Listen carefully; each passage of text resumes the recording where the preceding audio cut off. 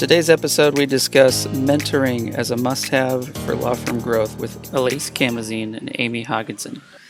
Welcome to the Law Firm Launch Podcast. Welcome, Allise Camazine Amy Hogensen. I'm so happy to have you. I have Allise as my return guest, which I'm so excited about. And Amy joining us. I've told Allise on our last podcast, I've kind of been following the firm, Allise Camazine, for a while now. It's a great firm in St. Louis. I mean, clearly you all have built this incredible reputation. And so I love having firms and representatives of firms on our podcast that can actually speak to growth, right? Because you all have seen an immense amount of growth since you founded the firm. So really sort of starting this theme in this series is must-haves for law firm growth. And what's really important and to be able to grow, we need people on the podcast that can actually speak to that, right? That have grown successfully through hills and valleys, of course, right? Grown successfully through hills and valleys, of course, mistakes and also awesome decisions as well, right? We like to share the full picture. But I thought it was really cool. Our first episode is on mindset and how important it is to have the right mindset when you're leading a firm and you're trying to grow. And I thought what better for our second one than to talk about mentoring, because you're not going to grow if you're not investing in your other lawyers and your staff and the people that are going to, be that engine for your firm in the short term and in the long term. So I'm so grateful to have you both on here to be talking about mentoring, having Allise, having mentored Amy now for a lot of your career, Amy, but then also now, Amy, you're stepping into that mentor role too. So you both just bring something really special today. And so I'm just so grateful to have you. So thank you. Thank you. Yeah. How about we just jump in right into the topic with you, Allise, and talking about, if you're a law firm owner, how do you go about this? How do you go about mentoring in a way that will really be effective? The first thing that I think is very important that we instill in young lawyers is the piece about ethics, and try to explain to them that is the most important thing in my mind when you're growing as a lawyer. If people can't believe what you say, then we have a problem. Mm-hmm. So I have always told my lawyers, don't go to court unless you know what's going on. Don't tell a judge anything unless you know it's the truth. Don't be guessing and making up stuff. And if you tell somebody you're going to do it, then do it. So I think that the ethics is primary. Mm-hmm. That is a big concern of mine. And also having access to the other attorneys in the office. Amy can explain to you this idea of a brain trust that we have. So, Allise and I were talking before this, and she and I had similar sort of upbringings as young lawyers where we would go into the partner's office and they would sort of tell us, well, write it down and sort of compare what you need to prove with what your evidence is. And we sort of have a similar, but we've adapted, we've modified that. We have what we call a brain trust.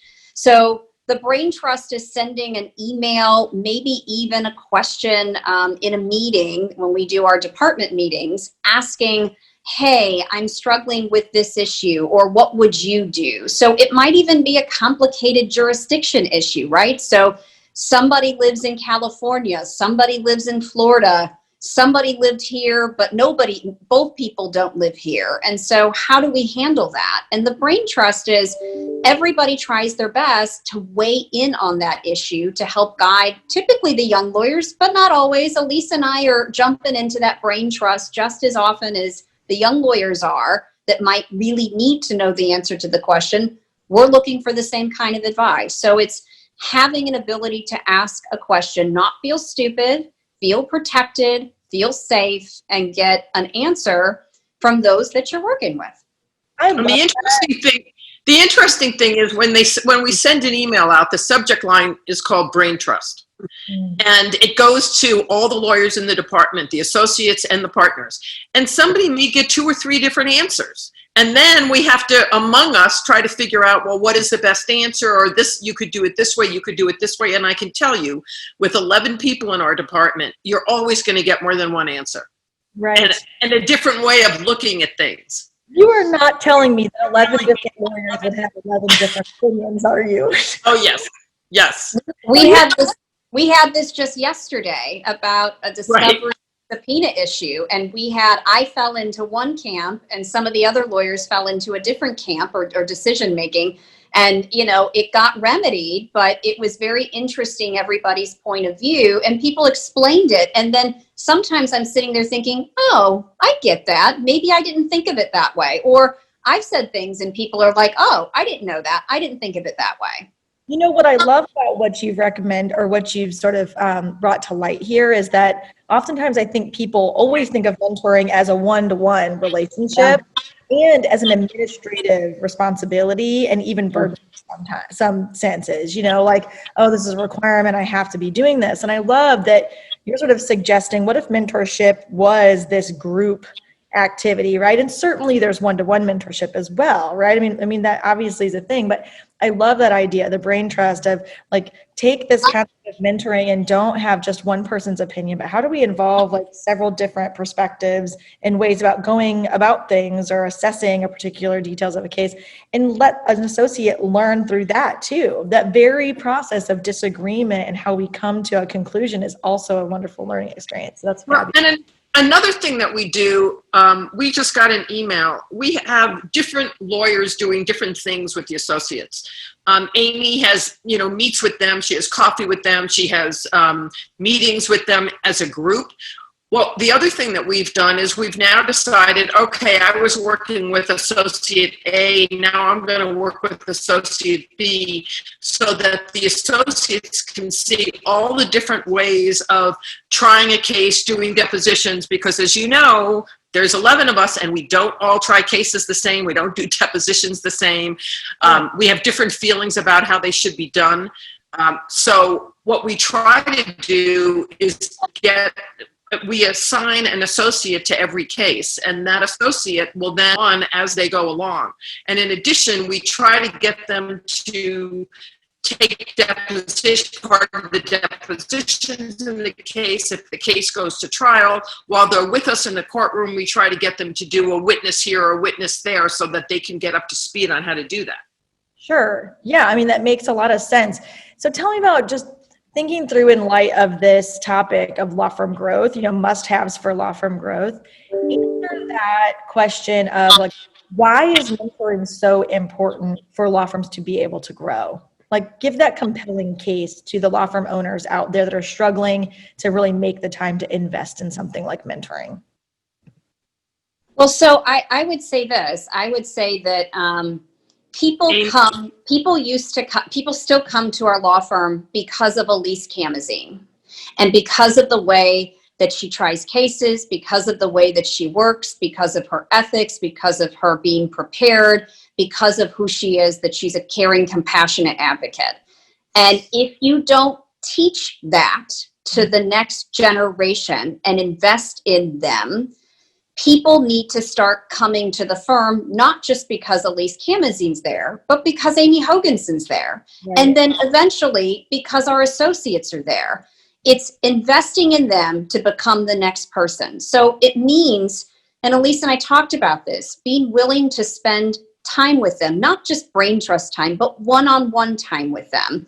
It may need, late night calls, extra time, extra going through things, answering questions, letting them vent to you over frustrations. And we talked about, I called Allise, I said, Allise, what I loved about having you as my mentor, and this is critical, is this open door policy, that I could always go to Allise, whether it was professional or personal. I always felt like I could just go talk with her if I really needed to do that. And I have tried so hard to emulate that with our associates and say, when you need me, I am here. I know I'm busy too. I'm trying to do a lot of things, but I will always make time for you. Maybe it's not that second, but I will find time quickly to help you figure out what you need to do. not just legal, but you do That's that right. on an emotional basis too. If somebody needs something emotional, it's stunting their ability to get things done. You need to be there for them for that too. That's right. Or what do I do when I'm working and I'm a baby and I need a babysitter? What do I do when a court calls and I have a sick kid? What do I do when I'm fighting with my husband about who's going to go to work? I love that you brought that personal element into it. It's one of my pet peeves when people say it's not personal, it's business. Because I say it's always personal because we're people. It's always personal, and you got to keep your personal life separate from your business life. Well, we're only one person, right? And so I love that, because you're so right. It's who we are as an individual, what's going on in our life personally, it affects us at work. And if we can't resolve those things, it's going to affect our work, and vice versa, quite frankly. So I love the emphasis of that. What would you say to the associates or the solos out there, or like just small firms that aren't investing in this process? What advice would you give to people that are looking for mentorship and looking for that element in their practice? Sure. Well, I just want to say that, and then I'm going to turn this to Amy. Amy, I mentored Amy, and now Amy is doing an amazing job mentoring the young associates. And so I see now all the work that I put in and the time that I put in has become really important, because now Amy is really working. If I said to her, how's this associate doing, or this associate, she is right on top of it. She knows everything that's going on with them personally, professionally. So I just think that says it all to me as I sit here right now, is that I've passed the torch. And now it's in Amy's lap, along with the partners her age. Mm-hmm. Well, and that's right. Part of it is so if you can't find a mentor, there are two pieces. Some of us are so fortunate to have mentors. I had a mentor at the very first law firm I started out at. I've been fortunate to have not just Allise, but others at the law firm be my mentor. And to Alise's quick point, if you have that already in existence, you can take from all of them the strengths. You can do it differently. And if Allise will remember this, for a long time, I was like, I want to be Allise Camazine, and I just want to be just like her. And it took me a while to finally figure out, because I equivalated her with success and the best, and that's what I wanted to be. And it took me some time, and I finally said to Allise, I said, I don't want to be you. I want to be Amy Hogensen, but I want to have your attributes. You've taught me those. So I'm honest, I'm responsible, I'm prepared, I'm all these things, but I have to do it my way, because I'm not you. So it's finding your own way to successfully practice law. And this is trying to pass that on to the associates too. They're not me, they're not Allise. They have to figure out how to adapt and modify. We are there to help them. Allise was always there to help me figure out how to find my way.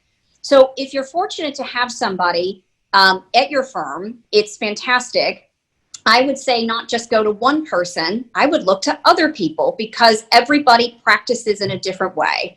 If you don't have somebody, many bar associations here in St. Louis through BAMSL, there is a free program, the mentorship program. Lawyers like myself volunteer for that program and get assigned a mentor. And it may be someone fresh out of law school. It may be somebody typically within 5 years out. So it may be somebody that's even 3 or 4 years out. And that mentorship program is designed to help assist in just phone conversations, if they need a document, if they need somebody to talk to, if they need to make career choices, or honestly, it's that person that will always help or do something for you. So do you know of somebody hiring for a job? That mentor ability, because you're not working in the same firm, is very helpful in that way. So if you don't have a local bar association through BAMSL or through a county bar association, or even maybe through the state bar association, I would suggest looking and seeing. And if not, maybe you need to consider asking the bar association to create something like this. It's a volunteer program. Lawyers like Allise and I volunteer. We get assigned somebody. And it's typically for a year or longer. And frankly, the people I've mentored, I've been doing it. I don't stop at a year. It's a lifelong commitment, in my opinion, because until they get to a point where they don't need me or don't want me, I want to be in their life. I love that. Yeah. Amy said something very interesting that I think is very important. This idea of not looking at somebody and wanting to be exactly like that person. That's why it has been so important that we rotate the associates around, because, Amy may say she wants to be like me, but she may not have the personality to be like me, although everybody in town tells me she's worse than I am now. So I think that's very, very important. And I also think that you can find somebody that isn't in your firm. We have somebody who left our firm years ago, and she calls me all the time and tells me I'm her mentor. And it's somebody that we parted ways, that wasn't great at the time, but now she calls me and says, I realize what a great mentor you would be. And she calls me all the time when she's having problems. So you can find somebody in the community. It doesn't necessarily have to be someone in your office. That's right. And if you can't get it through a bar association, I've even told people, so sometimes people have wanted mentors in a different area of my practice. What I have told law students is to contact somebody they know.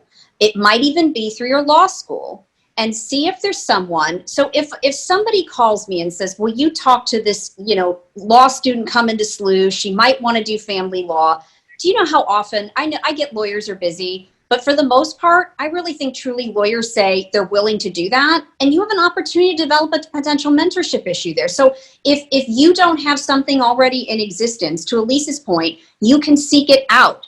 Find somebody in the community through a connection, through your law school or otherwise, or cold call somebody, for goodness sake. I think somebody even cold called me. I'm pretty sure somebody cold called me a couple years ago, and I had a couple coffees with them. And I still hear from her every once in a while, because she was looking for somebody to just kind of be able to ask questions to. So make it happen, I guess, is the point. You certainly can. And there are enough people you probably know as a young lawyer that you can make a connection with. Yeah, I love that. It's create your own future, right? If you don't have something today, create your own future. And, while we're not focusing on gender differences on this particular podcast, we'll have to do that sometime soon. Even finding strong equity partners that are females, right, in our industry that's rare. And there is something different about navigating an environment, as a male even, and as a female within a firm, within the court system in our industry. And I think, I did that years ago too, where I was like, I don't really have any mentors. I feel like I need a mentor. And my career trajectory was at the point where it's like most of the other women that are like my age are at different places in their career. And so how can I talk to someone? I just need to talk to someone, right? And I want to talk to a woman, because women in executive roles is not common, right? I mean, it's getting more common, but it's just not all that common. And so that's exactly what I did. Picked up the phone and called a couple people and just have coffee. And I'm so grateful that I did that at that point in my career, because it was so pivotal. And so I love that you brought out that aspect, right? This podcast is as much about trying to inspire law firm owners to invest in mentoring them personally, but also for their firm as a whole and with the other partners, as it is about the associates or the newer lawyers that are really looking for that leadership, and how do they get that? So I love that you brought that component in of make your own future. To kind of wrap things up here with a bow, I would love to hear from each of you. If you were going to sort of give your one piece of best advice to law firm owners specifically that want to grow their firm, in light of the importance of mentoring, like what would be your best piece of advice in sort of encouraging them or challenging them or giving them direction on this topic? Whoever wants to take that first. I would say that if you don't invest in mentoring, you're not going to have good lawyers coming up through the ranks.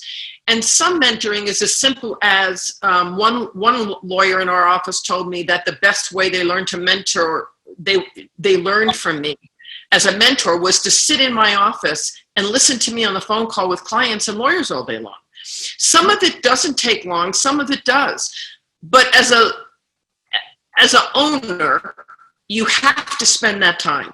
And then it will be passed down to the next generation of people who will be doing it. And pretty soon, Amy will see that she'll be able to pass the torch down, but you have to spend that time.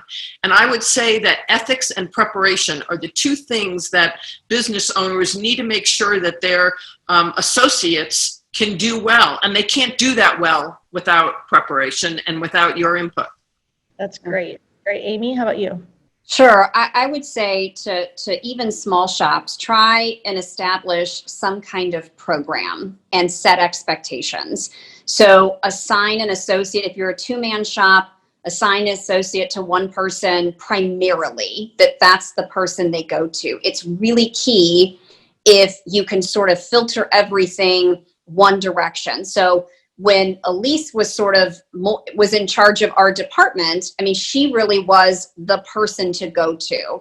That's changed in the dynamics now. So I think it's setting up and establishing a program of a person, setting expectations, not only about what you expect from them as billables, but setting out the expectations that Allise said. I expect you to be ethical. I expect you to do this. And I expect if you don't know, come call me before you get into trouble. So it's setting these expectations of what we want for them, what we expect for them, not just in how they practice law, but what we expect them to do in a daily sort of basis with court, with billables, with calling clients back. I think you can only teach them so much. You have to keep impressing upon the things that are really, truly important to your law practice. So setting expectations, managing expectations, realizing those might need to be changed or modified as things go, maybe even switching associates around, to Allise's point, to give them more experience and expertise. And lastly, just investing in them. So some people get a little bit concerned that an associate will jump ship or go somewhere else. And if you're unwilling, my thought has always been, I'm going to invest in them. I'm going to take that leap of faith. If somehow an associate decided to leave, then I did what I needed to do. And maybe they ended up having to leave because they needed to. But I'm not going to only give it 50% because I'm sort of stuck in fear that I'm going to lose them at some point in time. So Allise and I have always been all in, 150% with our associates. And I would never do anything less. If you manage or set expectations by fear, I think the associates can see it. And I think they're less willing to commit to you and your practice. I love that. What a great way, I think, to wrap this topic up, just Amy, because I think that a lot of lawyers do think that way, right? From a fear-based approach. I mean, a lot of leaders do in general. And I remember one of my old CEOs used to always say, we don't want you to leave, but if you do, we want you to leave better than when you came. Right. That's exactly right. Right. And I've always loved that. And it's always stuck with me in my career. And so I think that's just it's a great way to really encourage people, law firm owners going forward. If you want to grow, you have to be mentoring the next generation.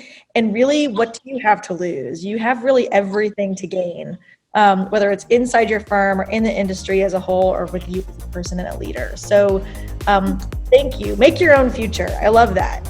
Make your own future. Thank you, ladies, both so much for being on the podcast today. This has just been fabulous. Thank you. Thank you for having us. Yeah, you're so welcome.